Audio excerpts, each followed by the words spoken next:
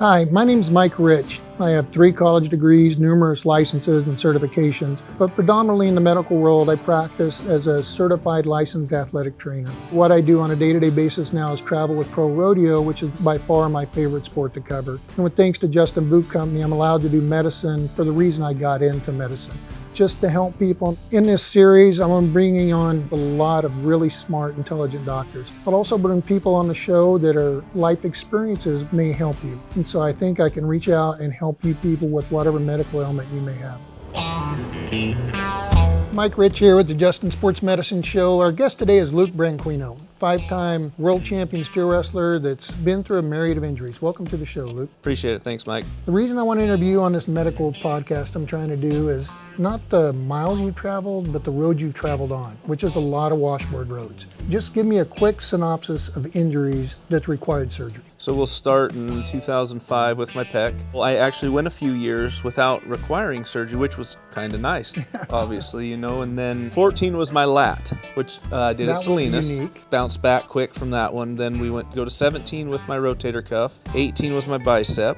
19 was my ACL, and 21 was my hamstring. What made you come back and do so well after? What do you attribute that to? I think knowing that to get back to the level of a champion, you have to put in the work as far as making sure you pick the right doctor, making sure you pick the right rehab therapist, making sure the people that are in your corner have to be the right people, such as yourself. I mean, I can't tell you how many times, whether it was surgery injuries or just injuries, I had to call you because I knew you would direct me on the right path and where to go to make myself get back to championship form. The other thing is true though, look, you did the work. Like I remember questioning you and you sent me a video of you swimming laps in a pool.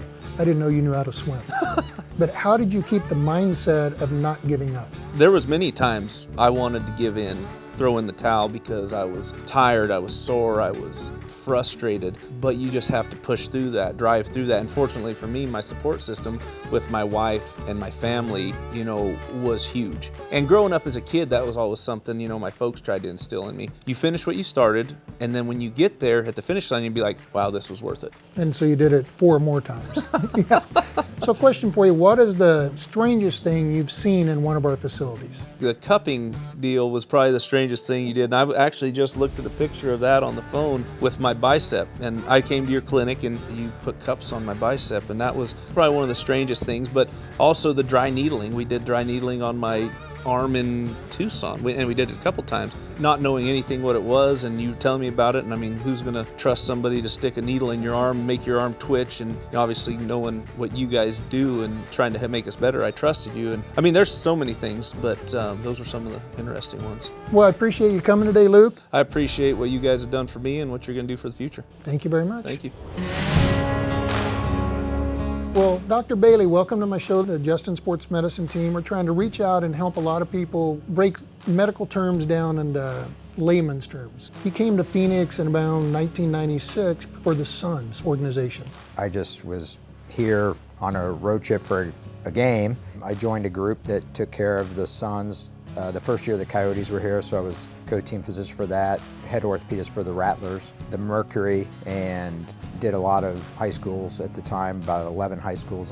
What do you enjoy about helping me with rodeo versus other sports? Listen, these guys pay their own way. They don't advance, or there's no guarantees. They work when they're injured. It's a labor of love for them, even sometimes to the point of stupidity, because they don't... Detrimental. Yeah, they don't want to stay out, but they're the toughest people on the planet, and they love what they do, and they're not doing it simply for a paycheck. True. Like in interviews I do, like I tell people I've seen everything from hangnails to dead. The amount of rodeos you covered with me, either in indoor training room buildings or trailers, what's the uniquest injury you've seen? I think the most unique I still remember was the guy, I think he was a PTATC from California who dislocated his knee. Yep, remember that? That was the one that stuck in my mind because his knee, that was a bad injury. Those are limb-threatening injuries. You could lose your leg pretty fast in those.